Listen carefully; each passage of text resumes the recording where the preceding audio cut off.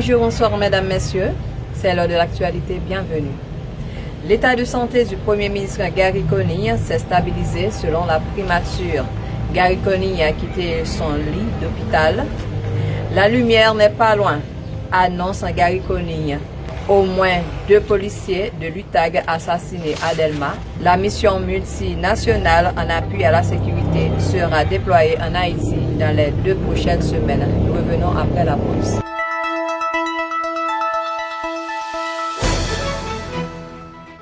L'état de santé du Premier ministre Gary Conille s'est stabilisé selon la primature.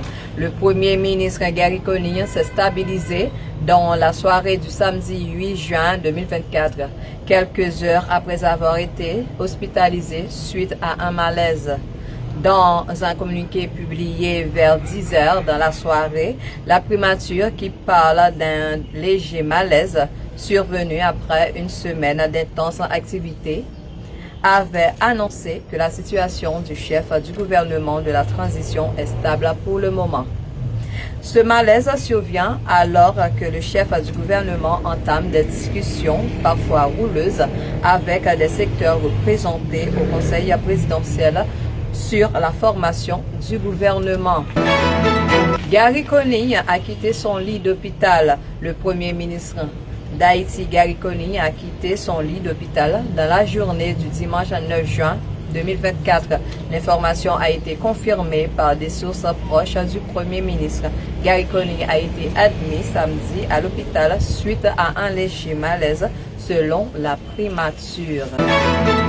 La lumière n'est pas loin, annonce Gary Conille à peine sorti de son lit d'hôpital où il a été admis samedi. Le Premier ministre Gary Conille s'est adressé aux Haïtiens dans un message publié sur les réseaux sociaux dans l'après-midi du dimanche 9 juin 2024. Dans ce message de 4 minutes, le chef de la primature confirme avoir beaucoup réfléchi sur la situation des plus vulnérables au cours de son hospitalisation, soulignant que 75% des hôpitaux du pays ne sont pas accessibles aujourd'hui, prenant à témoin l'hôpital de l'Université d'État d'Haïti.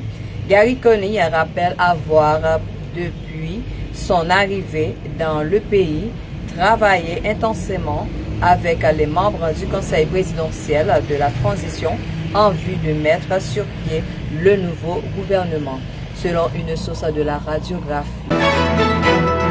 Au moins 2 policiers de l'UTAG assassinés à Delma. Les policiers Fermtus Emlan de la 30e promotion de la PNH et Clovis Peterson, 32e promotion, ont été assassinés dans la journée du dimanche 9 juin 2024 à Delma 18, alors que leur frère d'armes Python Wilkins Jean Jr. a été porté disparu jusqu'à la rédaction de cet article. Il faisait partie de l'unité temporaire anti-gang UTAG.